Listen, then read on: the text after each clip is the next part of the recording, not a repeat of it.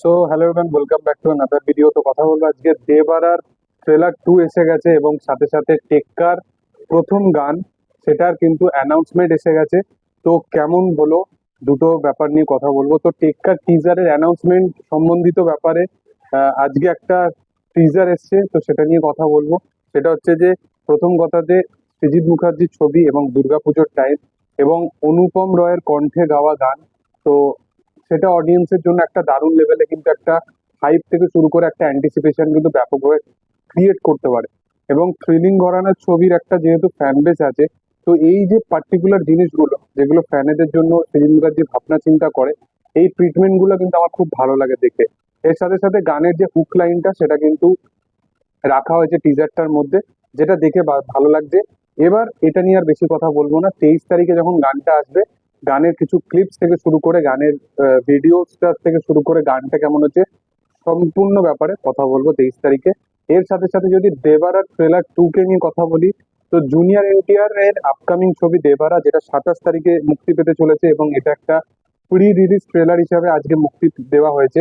তো প্রথম ট্রেলারটা আমার বেশ ভালো লেগেছিল এবং সেকেন্ড ট্রেলারটার ক্ষেত্রেও দেখার পর অনেক কিছু প্লট বা বিষয়বস্তু সম্বন্ধিত ব্যাপারে কিন্তু অনেক বিষয় কিন্তু জানা গেছে। সেটা হচ্ছে যে প্রথম হচ্ছে যে দেবারার যে ছেলের ক্যারেক্টারটা, যেটা ভাইরা বলে যার ক্যারেক্টারটা, সেই চরিত্রটা কোথাও গিয়ে মানে তার বাবার যে ছোটবেলার কিছু মুহূর্ত তার মনে আছে, সেই কারণে তার রাত্রির বেলা মানে যখন সে ঘুমাচ্ছে, তো তার স্বপ্নের মধ্যে তার বাবার ওই পুরোনো দিনের কথাগুলো মনে আসছে। তো ওই জিনিসটা ইউজ করা।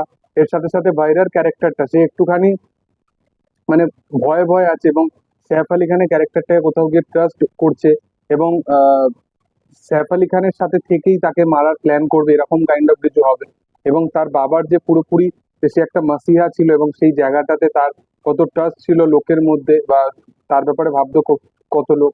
ইভেন সैफ আলি খান এবং তার মধ্যে যে ফ্রেন্ডশিপটা দেখানো হয়েছিল সেটাও পরবর্তী টাইমে কেন বিট্রে করা হয় এবং ভাইরার ক্যারেক্টারটা কেন সে রিভেঞ্জ নেওয়ার কথা ভাবছে বা তার বাবার ক্যারেক্টারটা কেন ফিরে আসবে, সেগুলো কিন্তু এই পুরোপুরি প্লট বা বিষয়বস্তুর মধ্যে নতুন অর্থ কিছু নেই। কিন্তু অন্যান্য ছবির ক্ষেত্রে যদি জাজ না করা হয়, তাহলে দেবরার ক্ষেত্রেই বা কেন করা হবে, আমি যে এটাই আমার প্রশ্ন। এর সাথে সাথে যদি আমি কথা বলি ভিজুয়াল এফেক্টস নিয়ে, শার্কের মধ্যে ওই জলের পোর্শন থেকে শুরু করে জলের ভেতরে ফাইটিং সিকোয়েন্স বা স্মাগলিং হচ্ছে, সেখানে জলের ভেতর দিয়ে ওই জিনিসগুলোকে নিয়ে যাচ্ছে।